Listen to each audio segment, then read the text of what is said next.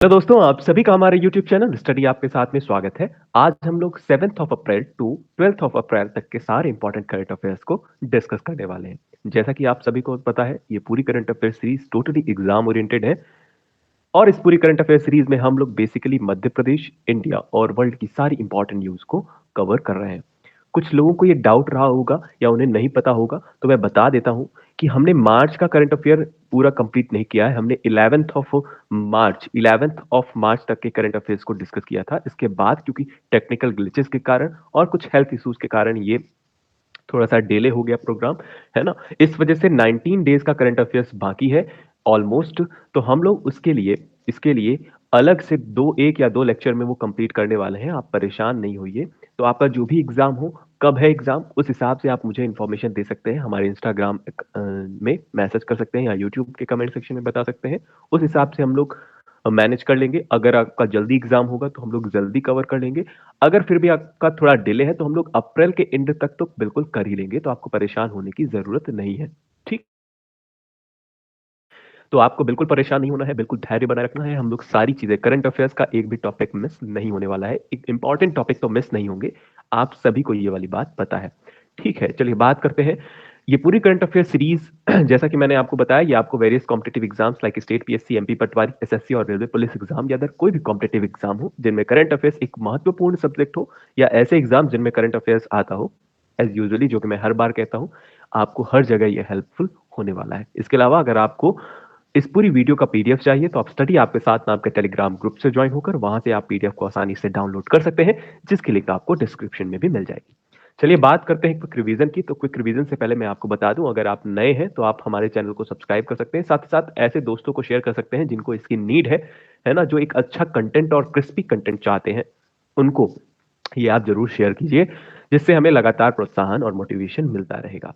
ठीक है, और हम अच्छा करने के लिए प्रेरित होते हैं इससे। चलिए बात करते हैं आज की क्विक रिवीजन की। तो क्विक रिवीजन का जो हमारा फर्स्ट टॉपिक हमने देखा था, पासपोर्ट इंडेक्स के बारे में। पासपोर्ट इंडेक्स की जब हम लोग बात करते हैं तो पासपोर्ट पॉइंट इंडेक्स में इंडिया की रैंक क्या है, तो इंडिया की रैंक है 144। आपको ध्यान रखना है, जिसमें यूएई यानी यूनाइटेड अरब एमिरेट्स ने क्या किया है, टॉप किया है। अगर बात करें इसी से रिलेटेड, मैंने आपको बताया था हेनले हेनले पासपोर्ट इंडेक्स। तो हेनले में इंडिया की रैंक क्या है, 85th रैंक है। ये ऑलरेडी बात मैंने आपको बताई थी। इसके अलावा वर्ल्ड हैप्पीनेस इंडेक्स भी मैंने आपको बताया था। वर्ल्ड हैप्पीनेस इंडेक्स यानी किस देश में कितने ज्यादा खुश लोग हैं, खुशहाल लोग हैं, है ना। टेररिज्म इंडेक्स भी मैंने आपको बताया था। वो सारी चीजें आप कहां से देखेंगे, वो सारी चीजें आप प्रीवियस वीडियो से जाकर जरूर देखें। इसके अलावा अगर बात करते हैं, मुंबई को रिकॉग्नाइज किया गया, tree city of the world का खिताब दिया गया एफएओ के द्वारा। तो ये वाली बात भी आपको ध्यान रखना है कि जिस सिटी में प्लांटेशन वर्क सबसे जबरदस्त लेवल पर होता है, उसे एफएओ के द्वारा एक खिताब दिया जाता है, जिसका नाम क्या है, tree city of the world.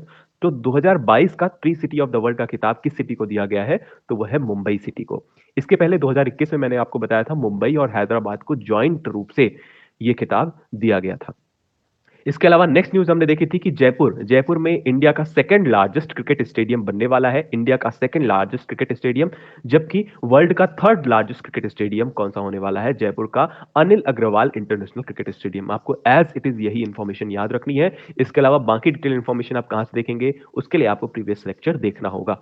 चलिए बात करते हैं, नेक्स्ट न्यूज हमने देखी थी फिनलैंड, जो कि अपने आप में इतना इंपॉर्टेंट क्वेश्चन है। ये दोनों टॉपिक्स इतने इंपॉर्टेंट है कि आपको डिटेल इंफॉर्मेशन बिल्कुल नहीं छोड़नी है। दोनों इंफॉर्मेशन बहुत ही जबरदस्त है।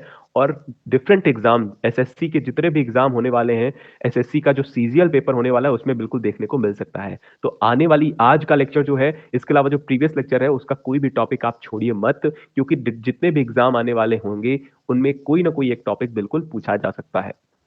ठीक है, तो आपको ध्यान रखना है। फिनलैंड की बात करते हैं। फिनलैंड जो कि वर्ल्ड हैप्पीनेस इंडेक्स में फर्स्ट रैंक रखता है, उसे 31st मेंबर बनाया गया है नाटो का। नाटो क्या है, नॉर्थ अटलांटिक ट्रीटी ऑर्गेनाइजेशन, जो कि बेसिकली किस पर बेस्ड है, किन कंट्रीज पर, तो नॉर्थ अमेरिका और यूरोपियन कंट्रीज के बेस के बीच का एक ऑर्गेनाइजेशन है। आप ऐसा भी बोल सकते हैं कि नॉर्थ अमेरिका और यूरोपियन कंट्रीज के बीच का जो मिलिट्री अलायंस है, उस पर बेस्ड ऑर्गेनाइजेशन है ना। तो ध्यान रखना है, मिलिट्री अलायंस वर्ड आपको ध्यान रखना है। तो मिलिट्री अलायंस पर बेस्ड ऑर्गेनाइजेशन है नाटो। इसका 31st मेंबर कौन बन गया है, तो आपको ध्यान रखना है, फिनलैंड।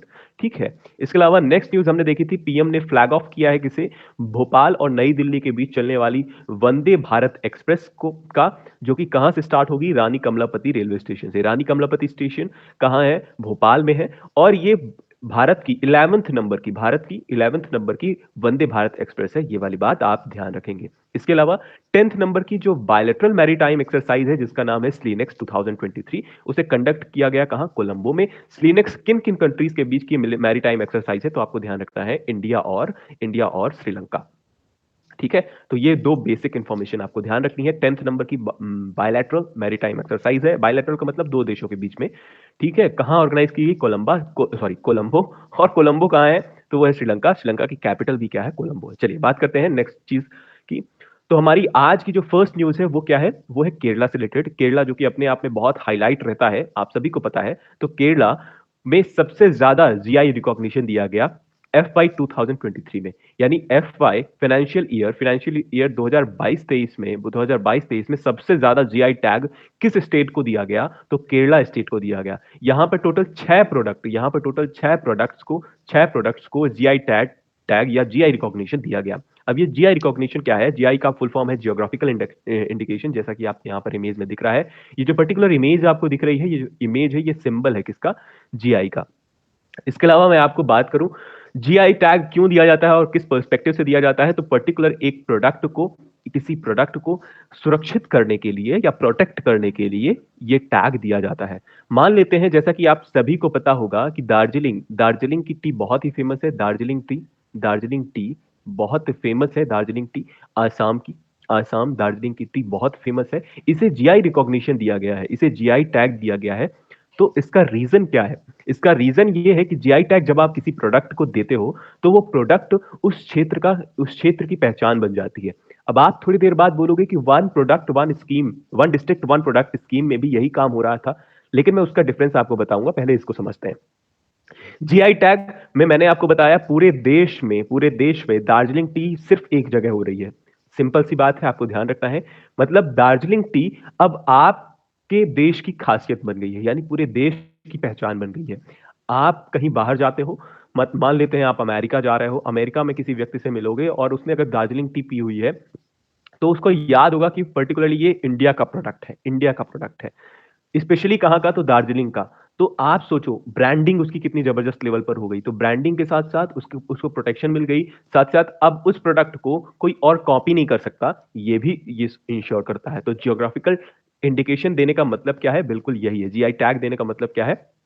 किसी पर्टिकुलर प्रोडक्ट को सुरक्षित करना। अब मैं बात करता हूं one district one product scheme और जीआई टैग में डिफरेंस क्या है, थोड़ी देर बाद मैं आपको समझाऊंगा। पहले बात कर लेते हैं इस पर। केरला में जैसा कि मैंने आपको बताया कि FY 2022-23 में टोटल 6 प्रोडक्ट को जीआई रिकॉग्निशन दिया गया, जो अपने आप में बहुत ज्यादा नंबर है। इस वजह से केरला की रैंक क्या आई है? फर्स्ट आई है। यही सारी बातें आपको यहाँ पर हिंदी में भी मिल जाएंगी। अब बात करते हैं मध्य प्रदेश की। तो मध्य प्रदेश के ये दो प्रोडक्ट आपको दिख रहे हैं, जैसे कालीन और लॉ शिल्प, इन्हें जीआई टैग दिया गया है। कालीन कहाँ का? तो ग्वालियर का, जबकि लौह शिल्प कहाँ का? तो डिंडोरी की। तो दोनों चीजें आपको ध्यान रखनी है, क्योंकि एमपी के आप जो भी एग्जाम दोगे वहां पर आपको ये सारी चीजें इंफॉर्मेशन बहुत काम आने वाली है। तो सिर्फ यही ध्यान रखना है, बाकी चीजें आप पीडीएफ से पढ़ सकते हो। मैं बात क्या कर रहा हूं अभी आपको थोड़ी देर पहले, या अगर आप लगातार हमसे जुड़े हुए हैं तो आपको ये वाली बात जरूर पता होगी कि one district one product scheme में मैंने डिस्कस किया था कि कारपेट कहाँ की पहचान है या कालीन कहाँ की पहचान है। तो ये जो कालीन है ये one district one product scheme के तहत सीधी जिले की पहचान है। सीधी जिले में बहुत जबरदस्त लेवल पर इसका प्रोडक्शन किया जाता है और उसकी एक पहचान है कारपेट। लेकिन ग्वालियर का जो कालीन है वो हस्त निर्मित है। ध्यान रखना है, ग्वालियर का जो हस्त निर्मित कालीन है, हस्त निर्मित का मतलब हाथों से बनाया गया जो कालीन है, इसे पूरे विश्व में एक अलग पहचान मिली हुई है। दोनों बातों में डिफरेंस है, मैं समझाऊंगा, परेशान नहीं होना है, बस आप सब्र रखिए। क्या है? कालीन की जब हम लोग बात कर रहे हैं जीआई टैग या जीआई रिकॉग्निशन की, जब इसे जीआई टैग दिया गया, अब ये पूरे भारत की पहचान बन चुका है। पूरे भारत की पहचान बन चुका है। अब ये विश्व में जहां भी जाएगा ये कालीन, तो ये इस नाम से जाना जाएगा कि भारत के ग्वालियर जिले का ये कालीन है। पर्टिकुलरली इस बात पर फोकस करना है। इसके अलावा अगर मैं बात करूं सीधी जिले का जो कारपेट है, या one district one product scheme के अंतर्गत जो उस जिले को पहचान मिली है, सीधी जिले को पहचान मिली है एज अ कारपेट में वहां पर क्या हो रहा है, वहां पर उस स्टेट की पहचान बन रही है। तो ध्यान रखना है, हालांकि आपको लगेगा कि दोनों बातें सिमिलर हैं, लेकिन यहां पर बात हो रही है जीआई में पूरे देश की पहचान बन रहा है वो, जबकि वहां पर स्टेट की पहचान बन रहा है। तो दोनों बातों में डिफरेंस है थोड़ा सा, तो आपको ध्यान रखना है। ठीक है, जो one district one product scheme चलाई गई है वो पर्टिकुलर स्टेट के प्रोडक्ट्स को रिकॉग्निशन देने के लिए बनाया गया, जबकि जीआई टैग पूरे भारत को भारत के प्रोडक्ट को रिकॉग्निशन साथ साथ उसे प्रोटेक्ट करने के लिए दिया गया है। वहां पर ऐसे प्रोविजंस नहीं है कि आप कॉपी नहीं कर सकते, हालांकि कुछ प्रोविजंस हैं कॉपी ना करने के, लेकिन फिर भी क्योंकि वहां का अगर बात करें, वहां का प्रोडक्ट होगा आम की, आप बात कर लो, अगर आम किसी अलीराजपुर का जो आम है वो हो सकता है कहीं और पे आप लगाओ तो हो सकता है कहीं और पे भी हो जाए, लेकिन दार्जिलिंग की जो टी है ना, वो कहीं और नहीं हो सकती। ठीक है, तो इस यही वही वाली बात है।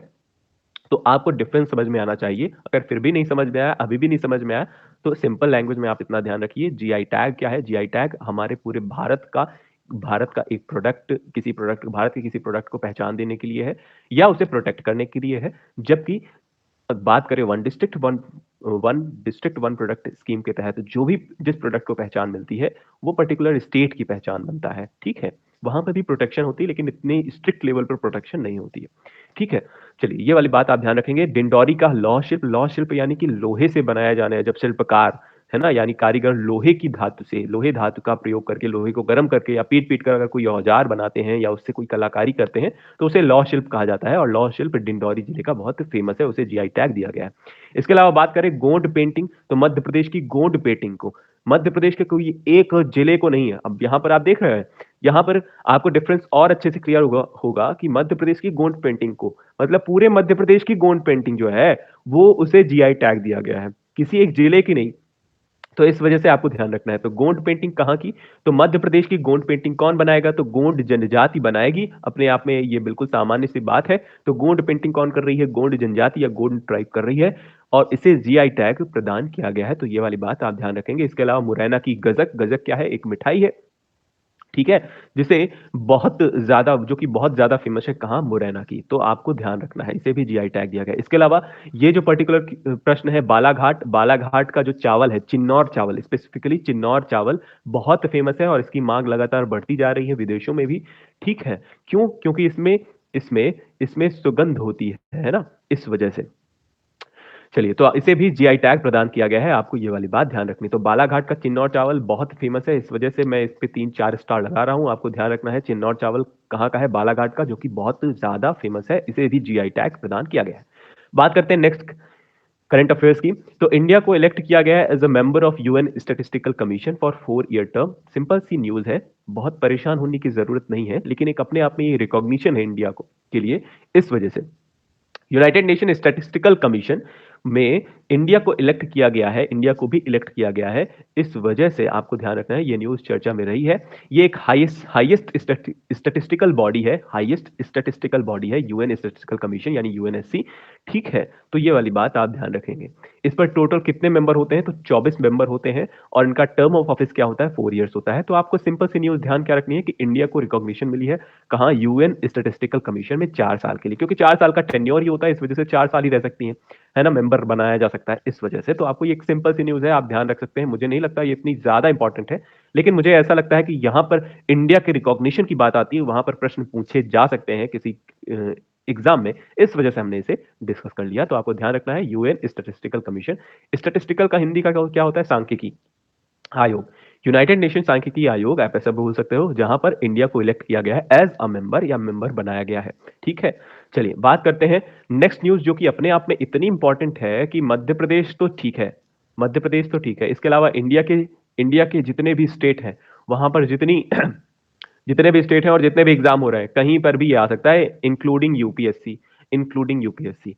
ठीक है, बात करते हैं इस न्यूज की। तो इंडिया का जो फॉरेस्ट फॉरेस्ट कवर है वो इंक्रीज हो गया है, कितना, 1540 किलोमीटर एज इट इज। आपको ध्यान रखना है कितना इंक्रीज हुआ है, तो इंडिया का जो फॉरेस्ट कवर है वो इंक्रीज हो गया है कितना, 1540 square kilometre between ISFR 2019 to 2021।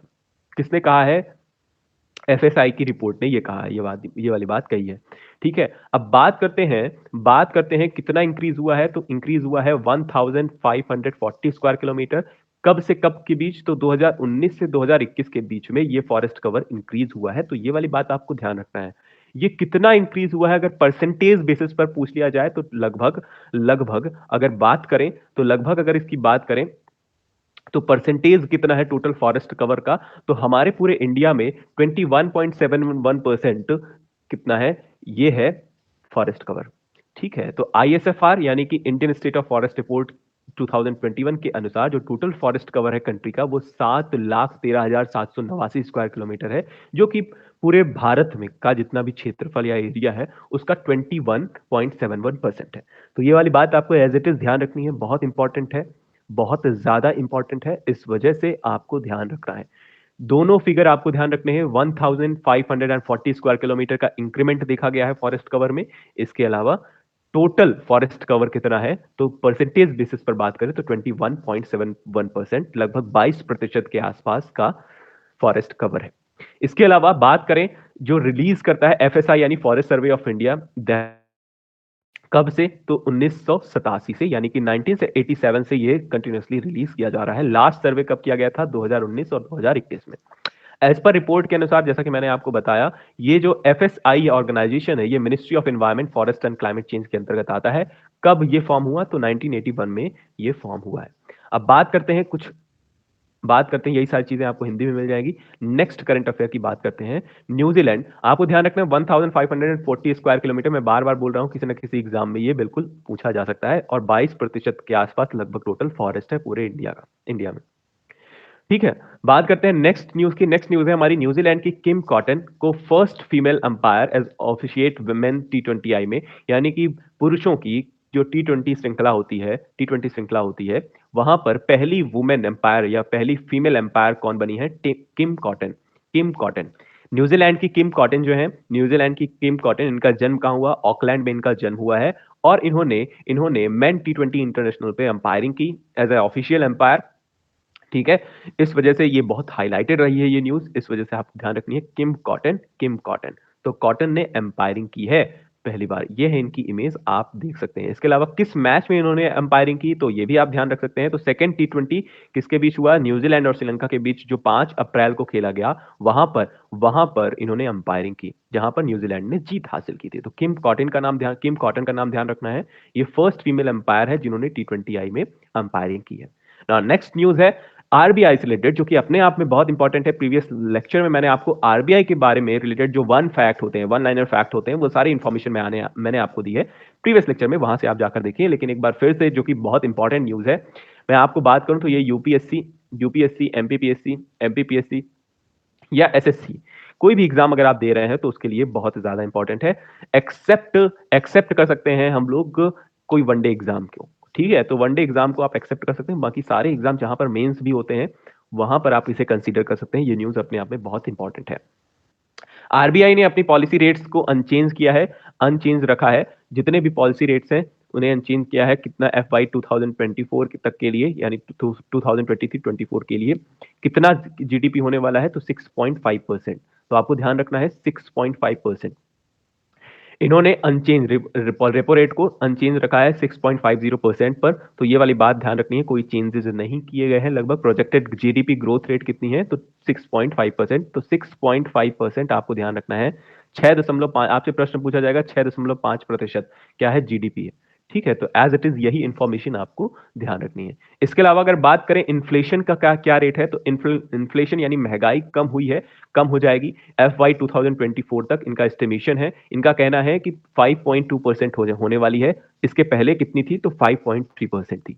तो दोनों बातें हैं, बिल्कुल सिंपल लैंग्वेज में मैं आपको बताऊं तो जीडीपी कितनी है, तो 6.5% आपको ध्यान रखना है। इसके अलावा फिगर ध्यान रखना, फिगर आपको ध्यान रखना है। इसके अलावा मैं कुछ और फैक्ट बताऊंगा, आपको परेशान नहीं होना है, उसके लिए बस सब्र बनाए रखिए।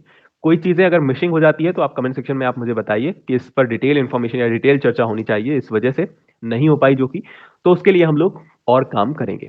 ठीक है, इसके अलावा बात की जाए तो आरबीआई ने डिसाइड किया to develop a centralised portal, एक पोर्टल भी लॉन्च किया है इन्होंने to access details of unclaimed deposit by depositors or their beneficiaries. तो एक पोर्टल भी लॉन्च किया है जिसका नाम क्या है, एक वेब पोर्टल आप कह सकते हैं या सेंट्रलाइज्ड पोर्टल है, जहां पर इजी कम्युनिकेशन हो सकता है। उसके लिए एक क्वेश्चन हमने ऑलरेडी तैयार रखा है। तो उस पोर्टल का नाम क्या है, प्रवाह, मैं यहीं पे आपको बताए दे रहा हूं। तो प्रवाह नाम का एक पोर्टल भी जारी किया गया है। यही सारी चीजें आपको हिंदी में भी मिल जाएंगी। तो या इस पर्टिकुलर स्लाइड में आपको ध्यान क्या रखना है, तो जीडीपी कितनी है, 6.50%, 6.50% ये जीडीपी है FY24 तक के लिए। महंगाई यानी इन्फ्लेशन कितना है, तो इन्फ्लेशन होने वाला है 5.2%, जो कि 2022-23 से कम हुआ है। ठीक है, होने वाला है। अब बात करते हैं रेपो रेट। जैसा कि आपको यहां पर टर्म दिखा था रेपो रेट का, यहां पर ये जो आपको फैक्ट दिख रहे हैं, ये जो फैक्ट है अपने आप में बहुत इंपॉर्टेंट फैक्ट है। लेकिन मैं आपको बताता हूं ये रेट होते क्या है या किस बेसिस पर ये रेट डिक्लेयर किए जाते हैं। ठीक है, ये रेट कैसे बनते हैं, तो अगर बात करें रेपो रेट की, तो आप सबसे पहले ध्यान रखें बैंक रेट को। बैंक रेट कितना है, रेपो रेट कितना है, सीआरआर कितना है। ठीक है, इसके अलावा रिवर्स रेपो रेट कितना है। चार रेट आपको बिल्कुल पता होने चाहिए। इसके अलावा एमएसएफ भी आप ध्यान रख सकते हैं। अब मैं थोड़ी देर में आपको बता रहा हूं क्या होते हैं। अच्छा, मुझे ऐसा लग रहा है मुझे ये लिखवा देना चाहिए क्योंकि यहां पर स्लाइड में है नहीं। तो अगर हम लोग बात करें सबसे पहले बैंक रेट की, तो बैंक रेट पर आप नजर डालिए, तो बैंक रेट कितना है, 6.75%। ये बैंक रेट होता क्या है, तो इसको लिख लीजिए आप, अगर आपके नोट्स आप लेकर बैठे हैं साथ में, या फिर स्लाइड से ही लिख लीजिएगा। When bank wants to borrow when bank wants to borrow when bank wants to borrow long term, सब रखिएगा थोड़ा सा, long term funds from, short में मैं लिखवा रहा हूं, डिटेल पर इंफॉर्मेशन, डिटेल पर चर्चा नहीं करेंगे। जब कोई बैंक चाहता है क्या लेना, लॉन्ग टर्म फंड लेना चाहता है आरबीआई से, तो आरबीआई आपको पता है रिजर्व बैंक ऑफ इंडिया, इसे बैंकर्स बैंक भी बोला जाता है। अगर कोई बैंक, कोई नॉर्मल बैंक क्या चाह रहा है, आपका जिसमें अकाउंट होगा, आप ऐसा समझिए आपका जिस पर अकाउंट है वो वाले बैंक की बात हो रही है ये बैंक। तो जब कोई बैंक आरबीआई से लॉन्ग टर्म फंड बोरो करना चाहता है, मतलब लेना चाहता है, तो बैंक को कुछ रेट ऑफ इंटरेस्ट देना होता है, यानी ब्याज देना पड़ता है। वो कितना होगा, तो 6.75% होने वाला है। ये वाली बात आप ध्यान रखेंगे। ठीक है, तो सिंपल टर्म में मैंने आपको ये वाली बात बता दी। इसके अलावा अगर बात करें सीआरआर की, तो मेन इंपॉर्टेंट चीजों को आप नोट डाउन करिए जरूर। सीआरआर क्या होता है, तो सीआरआर मिनिमम अमाउंट लिखना है, which every commercial bank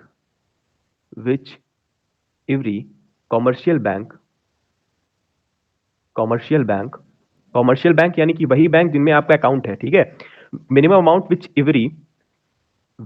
every hand writing पर नहीं जाना है, commercial bank has to hold has to hold has to hold as a reserve as a reserve as a reserve with the central bank या RBI, with the RBI. ठीक है, किसी भी form में हो सकता है, ध्यान रखना है। तो मिनिमम अमाउंट मतलब कुछ रिक्वायर्ड अमाउंट ऑफ मनी प्रत्येक कॉमर्शियल बैंक को अपने पास एज ए रिजर्व रखनी होती है। मतलब कुछ पैसा बचा कर रखना होता है। आप सिंपल लैंग्वेज में ऐसा समझिए कि कुछ पैसा बचा कर रखना होता है ना, प्रत्येक कॉमर्शियल बैंक को अपने पास एज अ रिजर्व। ठीक है, कहां पर, आरबीआई में। तो किसी भी फॉर्म पर वो बचा कर रख सकता है ना। तो प्रत्येक कॉमर्शियल बैंक आरबीआई के पास दे देगा पैसा कि आप इतना रिजर्व, मतलब कोई बैंक नया ओपन हो रहा है समझिए, ठीक है, तो उसको कुछ particular amount of money RBI के पास एज अ रिजर्व रखनी होती है, एज अ रिजर्व, जिससे बाद में अगर कोई फ्रॉड हो तो वो सारी चीजें आरबीआई मैनेज कर सके। तो सीआरआर उसी उसी इसी को बोलते हैं। इसका नाम क्या है, तो कैश कैश रिजर्व रेशियो इसका फुल फॉर्म है। तो ये वाली बात आपको ध्यान रखनी है, कितना होना है, कितना परसेंटेज है उस पर। ऐसा नहीं है कि आरबीआई ने रख लिया उतना पैसा तो उस पर कोई इंटरेस्ट नहीं मिलता है। उस पर इंटरेस्ट भी मिलता है, कितना, 4.50%, जो कि होगा। फाइनेंशियल ईयर कब की बात हो रही है, ये चेंज होता रहता है, फाइनेंशियल ईयर 2023-24 की। ठीक है, तो इतना होने वाला है। ये वाली बात आपको ध्यान रखनी है। इसके अलावा कैश रिजर्व रेशियो हो गया। इसके अलावा एसएलआर की बात करें, statutory liquidity ratio, statutory liquidity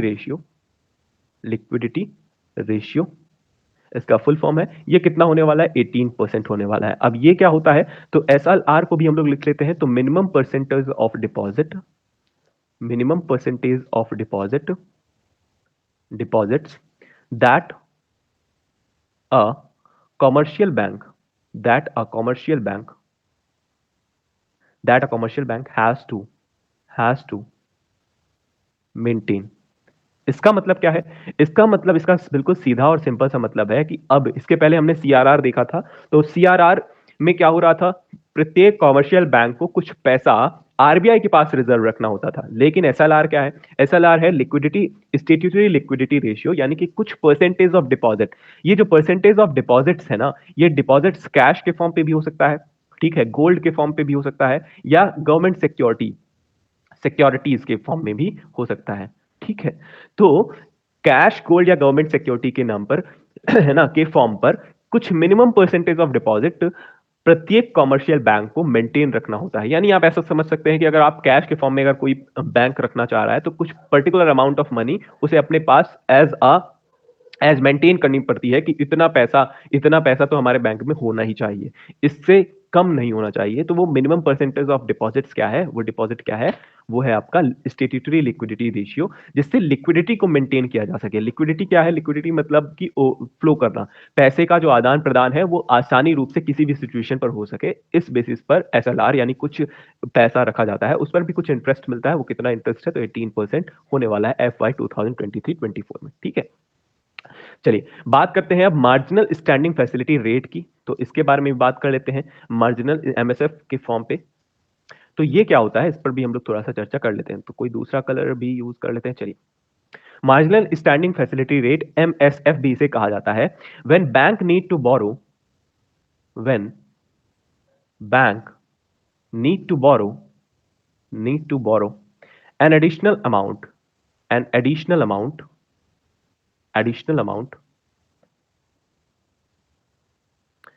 तो अब उसे किस रेट ऑफ इंटरेस्ट पर देना पड़ेगा? तो एमएसएफ क्या होता है, तो जब कोई बैंक क्या एडिशनल अमाउंट परचेज करता है, कहां से? आरबीआई से, है ना। आरबीआई से कुछ एडिशनल पैसा लेता है जब, तो उसे कुछ ना कुछ इंटरेस्ट पे करना होता है। वो इंटरेस्ट कितना होता है? तो 6.75%। तो मुझे उम्मीद है कि आपको सारी चीजें समझ में आ रही होंगी। जब जब अगर बैंक रेट की बात करें, तो बैंक रेट में जब बैंक क्या कर रहा है, लॉन्ग टर्म फंड ले रहा है आरबीआई से, लॉन्ग टर्म फंड यानी कि लंबे समय अंतराल के लिए पैसा उठा रहा है। जबकि मार्जिनल स्टैंडिंग फैसिलिटी क्या है? When bank need to borrow, जब बैंक को आवश्यकता जब उसे पड़ी, तब वो क्या कर रहा है, तब वो कुछ एडिशनल अमाउंट आरबीआई से ले रहा है। उस पर जो इंटरेस्ट लगने वाला है वो क्या है? 6.75%। तो मार्जिनल स्टैंडिंग फैसिलिटी रेट या आप बात करें बैंक रेट, दोनों लगभग इस साल समान है या इक्वल है। इसके अलावा आप बात कर लेते हैं स्टैंडिंग डिपॉजिट फैसिलिटी रेट की। तो ये क्या है? डिपॉजिट आप ऐसा कह सकते हैं कि यहां पर डिपॉजिट जितना आप करते हो, तो उस पर एक रेट लगता है, वो क्या है? Standing deposit facility rate. तो ये भी लिक्विडिटी मेंटेन करने के लिए किया जाता है बेसिकली। तो आपको ध्यान रखना है 6.25%। अब बात करते हैं जो कि सबसे ज्यादा इंपॉर्टेंट है आपका रेपो रेट और रिवर्स रेपो रेट, ठीक है। तो रेपो रेट और रिवर्स रेपो रेट की हम लोग थोड़ा सा बात कर लेते हैं। कोई दूसरा पेन कलर यूज किया जाए, एक सेकेंड, ठीक है। तो मुझे उम्मीद है कि मिटा नहीं होगा। चलिए इसकी बात करें, रेपो रेट क्या है? रेपो रेट कितना होने वाला है? तो 6.50% होने वाला है रेपो रेट। व्हेन व्हेन या ऐसा कर लिखिए, to borrow money from RBI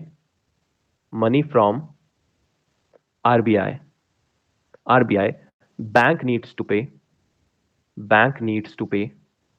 to pay repo rate, ठीक है। जब आरबीआई से पैसा कोई बैंक क्या करता है, जब लेता है, तब उसे रेपो रेट पर इंटरेस्ट देना होता है ना। ये कोलेटरल हो सकता है या शॉर्ट टर्म के लिए हो सकता है। तो हम लोग बैंक रेट की जब बात करते हैं, तो वहां पे लॉन्ग टर्म की है। मार्जिनल स्टैंडिंग फैसिलिटी रेट में एडिशनल अमाउंट उसे लेना होता है, लेकिन रेपो रेट पे क्या होता है? रेपो रेट पे यहां पर भी वो आरबीआई से पैसा ले रहा है, मतलब वो बैंक आरबीआई से ही पैसा उठा रहा है, लेकिन बहुत ही शॉर्ट टर्म के लिए होता है। तो यहां पर आपको स्लैश करके आप लिख सकते हैं शॉर्ट टर्म के लिए, ठीक है। तो शॉर्ट टर्म के लिए, बहुत ही कम समय के लिए ये पैसा दिया जाता है। तो इस पर जो रेट ऑफ इंटरेस्ट चार्ज होता है वो 6.50% होता है। अब इसी तरह से आपका रिवर्स रेपो रेट है। रिवर्स रेपो रेट की हम लोग बात कर लेते हैं। रिवर्स रेपो रेट के लिए जगह बिल्कुल नहीं बची है, तो अभी यहां तक रहने देते हैं। कहां पर कर लिया जाए, एक सेकेंड, नहीं हो सकता, चलो ठीक है, यहां पर भी नहीं हो सकता ना, नहीं हो सकता। चलिए बात करते हैं वहीं पे। रिवर्स रेपो रेट क्या है? तो रिवर्स रेपो रेट को भी मैं यहां पर लिख तो देता हूं, लेकिन आप क्या करेंगे, इसके लिए आपको पीडीएफ देखनी पड़ेगी, ठीक है। तो रिवर्स रेपो रेट क्या होता है? तो reverse repo rate just opposite होता है रेपो रेट का जस्ट अपोजिट होता है। अगर क्या हो, अगर इफ बैंक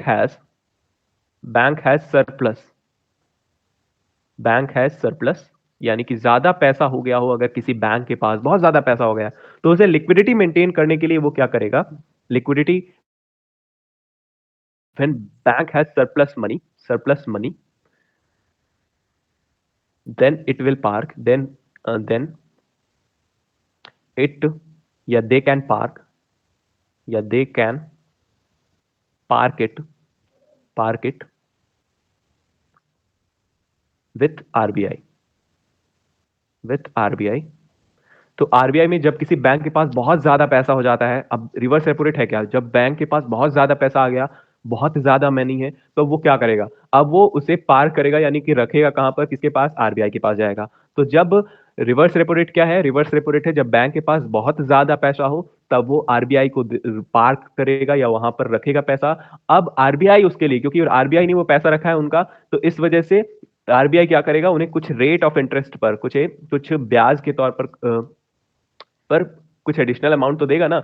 मतलब आप किसी के पास पैसा रख रहे हो, तो आप जब लोगे उससे वापस, तो उस पर कुछ रेट ऑफ इंटरेस्ट चार्ज करोगे, है ना। तो वो कितनी होने वाली है, तो 3.35% होने वाली। तो मुझे उम्मीद है कि आपको समझ में आई होगी सारी चीजें। अगर आपको नहीं समझ में आई हो तो आप फिर से बता सकते हैं और यहाँ से सारी चीजें लिख सकते हैं। तो मुझे उम्मीद है कि ये सारी चीजें समझ में आई होंगी। रिवर्स रेपो रेट क्या है, जब बैंक के पास सरप्लस मनी हो, तो वो क्या करता है, आरबीआई को दे देता है, और आरबीआई उस पर कुछ रेट ऑफ इंटरेस्ट लगाकर पैसा वापस करता है। तो बैंक कभी भी चाहे तो आरबीआई से ले सकता है, लेकिन उसे कुछ एडिशनल इंटरेस्ट भी तो मिलेगा।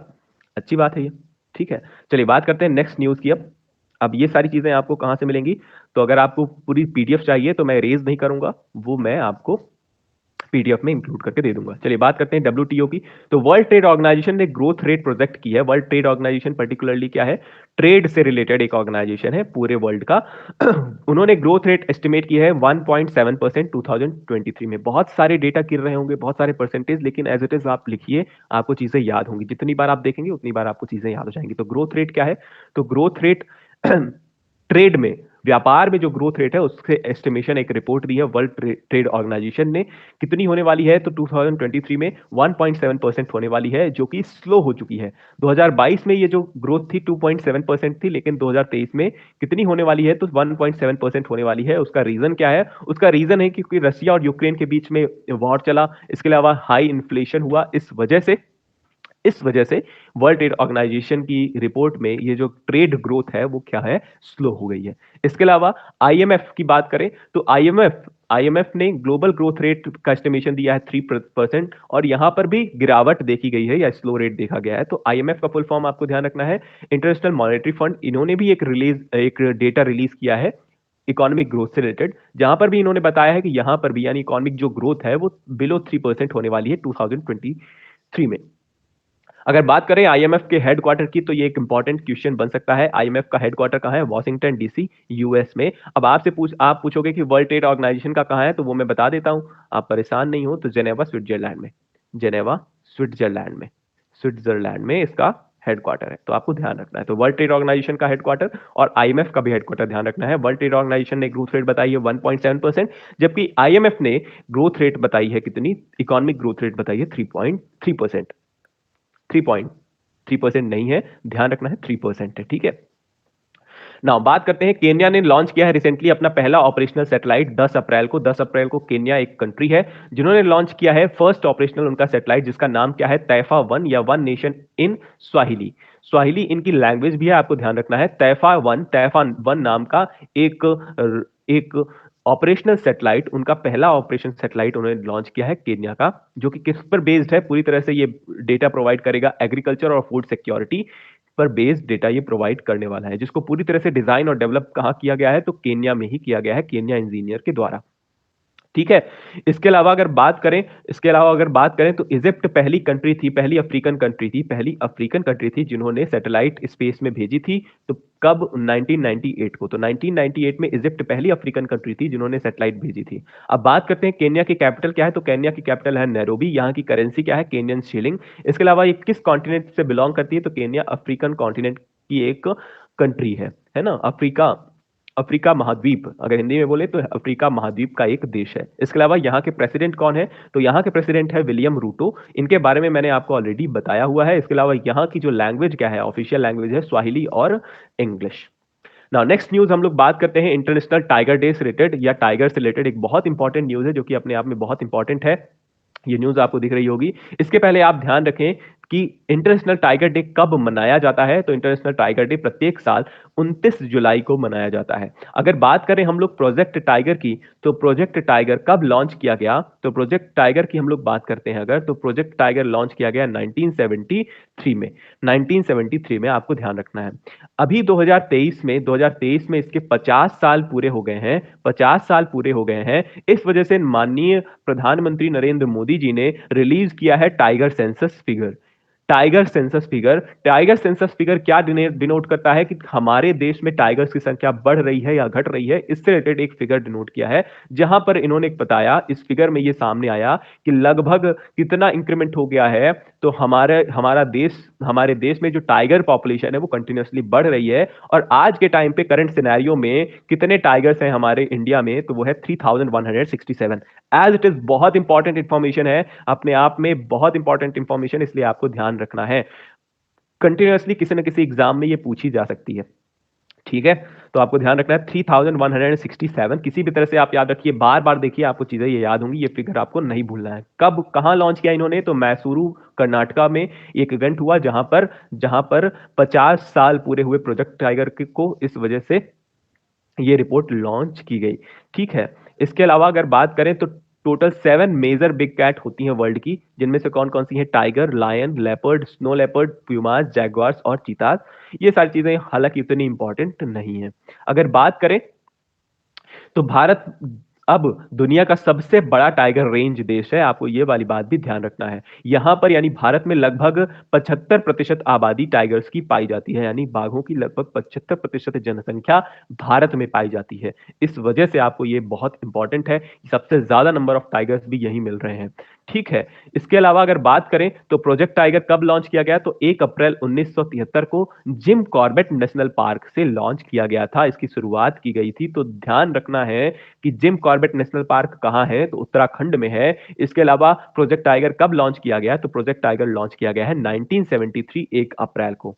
ये जो पर्टिकुलर रिपोर्ट है, ये साइकिल है, ये कौन से नंबर की है? तो ये बाघ गणना का 5वां चक्र है। यानी जो बाघ गणना कंटिन्यूअसली हो रही है ना, ईयर बाय ईयर, तो कितनी बार हो चुकी है? तो 5वीं बार है। तो इस बार जो हुई है वो 5वां चक्र है। तो आपको ध्यान रखना है। ठीक है, तो सिंपल सी न्यूज है, ये सारी इंफॉर्मेशन आपको ध्यान रखना है। अगर बात करें, अच्छा ये इंफॉर्मेशन छूट गई, एक सेकेंड, ये स्लाइड, इस पर्टिकुलर स्लाइड में इतना कुछ इंपॉर्टेंट नहीं है। यहां पर ध्यान रखना है आपको, 998 टोटल संरक्षित क्षेत्र है, यानी प्रोटेक्टेड एरिया है हमारे पूरे देश में, जहां 106 राष्ट्रीय उद्यान, 567 567 वन्य जीव अभ्यारण्य यानी कि वाइल्ड लाइफ सेंचुरी, और 105 कंजर्वेशन रिजर्व यानी कि संरक्षण रिजर्व शामिल है यहां पर। इसके अलावा सबसे बढ़िया टाइगर रिजर्व कौन सा है? तो पेरियार टाइगर रिजर्व है, या पेरियार रिजर्व है। इसके अलावा मध्य प्रदेश में सतपुरा टाइगर रिजर्व भी इसी गणना में शामिल है। बात करते हैं नेक्स्ट न्यूज की। नेक्स्ट न्यूज भी अपने आप में बहुत इंपॉर्टेंट है। यहां पर रिसेंटली द्रौपदी मुर्मू, यानी हमारे देश की जो प्रेसिडेंट है, राष्ट्रपति हैं, द्रौपदी मुर्मू जी ने अभी रिसेंटली सुखोई फाइटर जेट पर फ्लाई किया है ना। सुखोई एक फाइटर जेट प्लेन है। अच्छा, फाइटर जेट प्लेन जिसके बारे में अगर आपको इंफॉर्मेशन नहीं है, तो अगर आपने सूरवीर करके एक वेब सीरीज देखी हो, शूरवीर करके एक वेब सीरीज देखी हो अगर, तो वहां से आप अगर आप वो देखेंगे, हॉटस्टार में आपको मिल जाएगी। वहां पर आप अगर आप देखेंगे तो आपको फाइटर जेट्स कैसे काम करते हैं उसके बारे में बहुत ही अच्छी सीरीज है, आप देख सकते हैं, बहुत ही अच्छी सीरीज है। कुछ लोगों को पसंद नहीं आएगी, लेकिन आप देख सकते हैं, वहां से आपको फाइटर जेट कैसे काम करते हैं वो सारी चीजें, इंफॉर्मेशन आपको मिल जाएगी। तो सुखोई फाइटर जेट में रिसेंटली विजिट किया किसने? हमारे हमारी राष्ट्रपति द्रौपदी मुर्मू जी ने, जो कि हमारे भारत की तीसरी ऐसी राष्ट्रपति हैं जिन्होंने सुखोई फाइटर जेट में उड़ान भरी। है ना? कहाँ से? आसाम से। इसके पहले फॉर्मर प्रेसिडेंट प्रतिभा पाटिल ने भी उड़ान भरी थी सुखोई 30 MK1 में, जो कि 2009 में। तो ये वाली बात अपने आप में ध्यान रखनी। तो सुखोई जो कि एक फाइटर जेट एयरक्राफ्ट है, आपको ये ध्यान रखना है किसके द्वारा बनाया गया है? रशियन कंपनी के द्वारा बनाया गया है। ठीक है, तो अपने आप में ये इंपॉर्टेंट न्यूज थी जिसे हमने कवर कर लिया। चलिए बात करते हैं रिसेंटली, जैसा कि मैंने आपको बताया था, आरबीआई ने एक पोर्टल लॉन्च किया है, web based centralised portal launch किया है to simplify and streamline application process, यानी एप्लीकेशन प्रोसेस को सिंप्लीफाई और स्ट्रीमलाइन करने के लिए एक पोर्टल लॉन्च किया था जिसका नाम क्या है? प्रवाह। ये ऑलरेडी मैंने आपको प्रीवियसली बता दिया थोड़ी देर पहले। प्रवाह का फुल फॉर्म क्या है? तो platform for regulatory application validation and authorisation. ठीक है, तो सिंपल सी न्यूज थी, ऑलरेडी मैंने आपको बता दी। तो एप्लीकेशन प्रोसेस को सिंप्लीफाई करने के लिए बेसिकली ये पर्टिकुलर पोर्टल लॉन्च किया गया है जिसका नाम क्या है? प्रवाह। बात करते हैं कौशाम्बी महोत्सव की। कौशाम्बी महोत्सव का इनॉग्रेशन किसने किया? तो कौशाम्बी महोत्सव का इनॉग्रेशन हमारे गृह एवं सहकारिता मंत्री अमित शाह जी ने लॉन्च किया है। अपने आप में बहुत इंपॉर्टेंट है, आपको ध्यान रखना है। अच्छा, अगर आपसे पूछ लिया जाए सहकारिता मंत्री कौन है, तो ये भी कौन है? अमित शाह जी हैं। ठीक है, तो union home minister inaugurated Kaushambi महोत्सव। और यहाँ पर कौशाम्बी महोत्सव में बेसिकली दुर्गा भाभी या दुर्गा देवी जी को ट्रिब्यूट दिया गया है। तो ये अपने आप में बहुत बड़ा फेस्टिवल है, एक स्पोर्ट फेस्टिवल। तो कौशाम्बी एक स्पोर्ट फेस्टिवल है। इसके अलावा यहाँ पर किसे ट्रिब्यूट दिया गया? तो दुर्गा भाभी या दुर्गा देवी जी को ट्रिब्यूट दिया गया। ये पर्टिकुलरली ऑर्गेनाइज किसके द्वारा किया गया है? तो मेंबर ऑफ पार्लियामेंट्स के द्वारा ये ऑर्गेनाइज किया गया। अब बात करते हैं दुर्गा देवी जी कौन है। तो दुर्गा देवी एक फ्रीडम फाइटर रही हैं जिन्हें दुर्गा भाभी के नाम से भी जाना जाता है। और इन्होंने एक्टिव मेंबरशिप ली थी, एक्टिव मेंबर थी ये नौजवान भारत सभा की। तो नौजवान भारत सभा की ये एक्टिव मेंबर थी। इस वजह से इनको ट्रिब्यूट देने के लिए कौशाम्बी महोत्सव का आयोजन किया गया, जो कि एक पर्टिकुलरली एक स्पोर्ट फेस्टिवल है। कहां ऑर्गेनाइजेशन किया गया है? तो ये वाली बात भी आपको ध्यान रखनी है। ठीक है, चलिए बात करते हैं मध्य प्रदेश रिलेटेड, साथ साथ इंडिया से रिलेटेड एक बहुत इंपॉर्टेंट टॉपिक की। वो इंपॉर्टेंट टॉपिक कौन सा है? इंडिया के जो प्रियांशु राजावात हैं, इंडिया के जो प्रियांशु राजावात हैं, ये पर्टिकुलरली बिलोंग करते हैं कहां से? मध्य प्रदेश से ये बिलोंग करते हैं। मध्य प्रदेश के प्रियांशु राजावात ने men single title Orleans master badminton tournament का खिताब जीत लिया है। इस वजह से ये बहुत हाईलाइटेड न्यूज रही है। तो आपको ध्यान रखना है, बैडमिंटन से एसोसिएटेड ओरियंस ऑलियंस मास्टर्स का खिताब किसने जीता है? प्रियांशु राजावात ने ये खिताब जीता है। कहां आयोजन किया गया इसका? तो इसका आयोजन किया गया फ्रांस में, आपको ध्यान रखना है। ठीक है, इसके अलावा ये कहां से बिलोंग करते हैं? तो ये मध्य प्रदेश से बिलोंग करते हैं। इस मध्य प्रदेश से बिलोंग करते हैं, ये 21 साल के हैं। और ये किस खेल से संबंध रखते हैं? तो ये भी आपको ध्यान रखना है, बैडमिंटन से एसोसिएटेड है। एक और न्यूज, क्योंकि इन्होंने थॉमस कप 2022 का खिताब भी जीता है, इस वजह से ये अपने आप में बहुत इंपॉर्टेंट है। थॉमस कप की जब आप बात करें तो थॉमस कप का खिताब इन्होंने जीता था 2022 में। इस वजह से 2022 में भी बहुत हाईलाइटेड थे और 2023 में फिर से हाईलाइटेड हो चुके हैं प्रियांशु राजावात। इन्होंने थॉमस कप 2022 का खिताब भी जीता था। और ये थॉमस कप से रिलेटेड आपसे प्रश्न पूछा जा सकता है कि थॉमस केव निम्न में से किस खेल से संबंध रखता है? तो ध्यान रखना है आपको, बैडमिंटन टूर्नामेंट है एक थॉमस कप। ठीक है, चलिए बात करते हैं नेक्स्ट न्यूज की। नेक्स्ट न्यूज है, government of India aims to achieve nearly 9% share of electricity generation from nuclear sources from which year. इसका मतलब क्या है? गवर्नमेंट ऑफ इंडिया का कहना है कि किस ईयर तक जो इलेक्ट्रिसिटी जनरेशन है या इलेक्ट्रिसिटी जनरेशन है न्यूक्लियर सोर्सेस के थ्रू, वो 9% यानी 9% हो जाएगा। कहने का मतलब क्या है? न्यूक्लियर रिसोर्सेस के थ्रू जो इलेक्ट्रिसिटी का उत्पादन है या बिजली का उत्पादन है, किस साल तक 9% होने वाला है? 9% होने वाला है। तो आपको ध्यान रखना है 2047 तक, 2047। अब आपको लग रहा होगा कि न्यूक्लियर रिसोर्सेस या न्यूक्लियर सोर्सेस के थ्रू इलेक्ट्रिसिटी जनरेशन होता क्या है? ये जो आपको दिख रहा है, ये जो आपको दिख रही है फैक्ट्रीज, यहां पर होता है न्यूक्लियर सोर्सेस के थ्रू फिशन। क्या होता है? फिशन फिशन में क्या होता है? तो फिशन में यूरेनियम की स्प्लिटिंग की जाती है, स्प्लिटिंग की जाती है, यानी तोड़ा जाता है और इसके थ्रू बिजली का उत्पादन होता है या इलेक्ट्रिसिटी का जनरेशन होता है। तो लगभग कितना होने वाला है? क्योंकि यहां पर कार्बन उत्सर्जन बहुत कम होता है, इस वजह से ये अपने आप में बहुत अच्छा है। ठीक है, तो आपको ध्यान रखना है, नियरली 9% होने वाला है, 9% शेयर होने वाला है इलेक्ट्रिसिटी जनरेशन का 2047 तक। ठीक है, तो न्यूक्लियर से सोर्सेस के थ्रू। अब बात करते हैं rising contribution of nuclear power in India's energy sector will help the country to achieve the commitment of net zero target 2070। तो ये जो टारगेट वाली बात है ना, ये तीनों ईयर आपको ध्यान रखने हैं, 2047, 2070, 2030। अब बात करते हैं ये टारगेट किस पर है, तो आपसे पूछ लिया जाए कि इंडिया का एनर्जी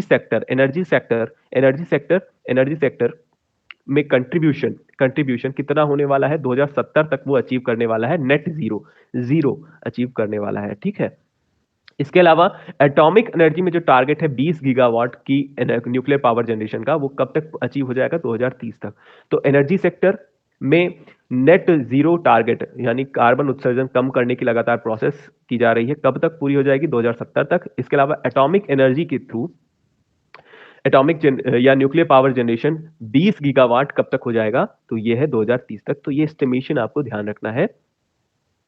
ठीक है, तो यही सारी बातें आपको ध्यान रखनी है। इसके अलावा एक और चीज आप ध्यान रख सकते हैं, वो क्या है, हमारे इंफॉर्मेशन, हमारे यूनियन मिनिस्टर कौन है, ये यूनियन मिनिस्टर कौन है, तो यूनियन मिनिस्टर है जितेंद्र सिंह, इन्होंने ये इंफॉर्मेशन दी है, तो ध्यान रखना है जितेंद्र सिंह के बारे में भी। ठीक है, चलिए बात करते हैं आज के प्रैक्टिस क्वेश्चन की। आज का प्रैक्टिस क्वेश्चन है, project tiger started in 1973, Kailash Sankhla जो कि मध्य प्रदेश में आपने सुना होगा, from which of the following national park. ठीक है, तो किस नेशनल पार्क से प्रोजेक्ट टाइगर की शुरुआत की गई थी, पेरियार, काजीरंगा, जिम कॉर्बेट या कान्हा किसली। आपको इसका जवाब कहां देना है, कमेंट सेक्शन में देना है। इसके अलावा currently total number of tiger कितने हैं हमारे इंडिया में, तो इसका जवाब आप देंगे कहां पर, कमेंट सेक्शन में। ये रहे आपके ऑप्शन। आप अपने जवाब जरूर लिखिए, क्योंकि जितनी बार आप जवाब लिखते हैं तो आपको आपके सबकॉन्शियस माइंड में वो सारी चीजें फीड होती हैं।